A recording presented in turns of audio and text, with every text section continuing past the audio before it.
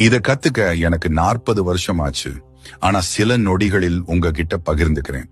1. வாழ்க்கை யாருக்காகவும் காத்திருக்காது. வழியில என்ன தடை வந்தாலும் அதை தாண்டி முன்னேறி போங்க. 2. உங்க உடல் நலத்தை நல்லா பாத்துக்கோங்க.